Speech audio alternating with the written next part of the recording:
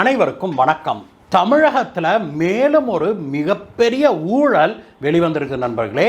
₹1 இல்ல ₹2 இல்ல 888 கோடி ரூபாய் அளவுக்கு தமிழகத்தில் ஊழல் நடந்திருக்குது. அதுவும் எப்படி அரசு வேலை வாங்கி தரேன் அப்படின்னு ஒரு வேலைக்கு 35 லட்சம் அப்படின்னு கணக்கு வச்சு 888 கோடி ரூபாய் அளவுக்கு லஞ்சம் வாங்கி இருக்கிறாங்க அப்படின்னு சொல்லி என்ஃபோர்ஸ்மெண்ட் டைரக்டரேட் தமிழக காவல்துறைக்கு கடிதம் எழுதி இருக்குது. உடனடியாக இதை பத்தி ஆக்ஷன் எடுக்கணும் சொல்லி இருக்குது. இது என்ன புது ஊழல்? 888 கோடிக்கு அப்படின்னு தானே கேட்குறீங்க. விலாவாரியாக பார்க்கலாம் நண்பர்களே. வாங்க, இந்த விஷயம் உங்களுக்கு இதுவரைக்கும் தெரியாமல் இருந்தது அப்படின்னா நீங்கள் உடனடியாக கீழே இருக்கிற சப்ஸ்கிரைப் பட்டனை தட்டுங்க.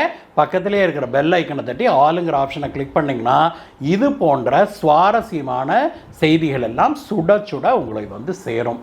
வாங்க நண்பர்களே, வீடியோக்கு போகலாம். தமிழக அரசுடைய நகராட்சி நிர்வாகம் மற்றும் குடிநீர் வழங்கல் துறை இருக்குது இல்லையா, MAWS அப்படின்னு அழைக்கப்படுகிற municipal administration and water supply டிபார்ட்மெண்ட்ல சமீபத்தில் அதிகாரிகள் மற்றும் பொறியாளர்களை நியமிப்பதற்கான தேர்வு நடந்தது நண்பர்களே.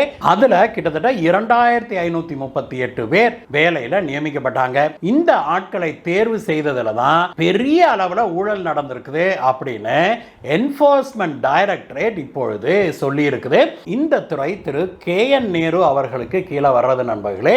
இந்த துறையில தான் 888 கோடி ஊழல் நடந்திருப்பதாக என்ஃபோர்ஸ்மெண்ட் டைரக்டரேட் சொல்லியிருக்கிறாங்க.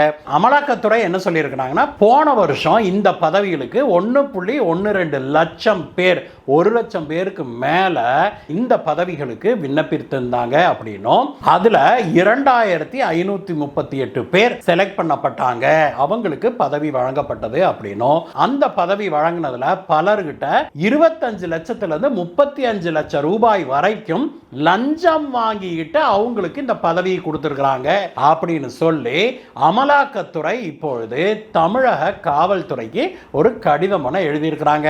அவங்க சொல்ற கணக்கு என்னன்னா, இதுல மொத்தத்துல கிட்டத்தட்ட ஒரு 150 பேர்கிட்ட 35 லட்சம் ரூபாய் வீதமாக லஞ்சம் வாங்கி இருக்கிறாங்க.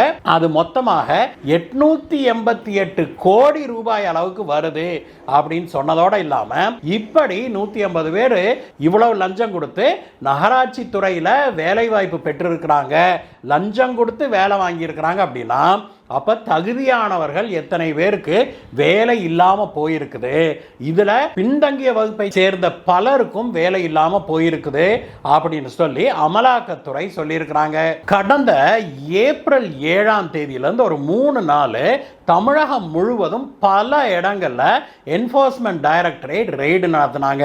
அப்படி நடத்தப்பட்ட ரெய்டுகள்ல தான் தங்களுக்கு இந்த லஞ்சம் வாங்கி வேலை கொடுத்ததற்கான ஆதாரங்கள் சிக்கி இருக்குது, ஆவணங்கள் சிக்கி இருக்குது அப்படின்னு சொல்லி அமலாக்கத்துறை தமிழக காவல்துறைக்கு கடிதம் எழுதியிருக்கிறாங்க. இவ்வளவு பெரிய ஊழல், 888 கோடி ரூபாய் அளவுக்கு ஊழல் நடந்திருக்குது, லஞ்சம் வாங்கிட்டு அரசு வேலை கொடுத்திருக்கிறாங்க. அந்த ஊழலை தமிழக காவல்துறை உடனடியாக விசாரிக்க வேணும் அப்படின்னு சொல்லி அமலாக்கத்துறை சொல்லியிருக்கிறாங்க நண்பர்களே.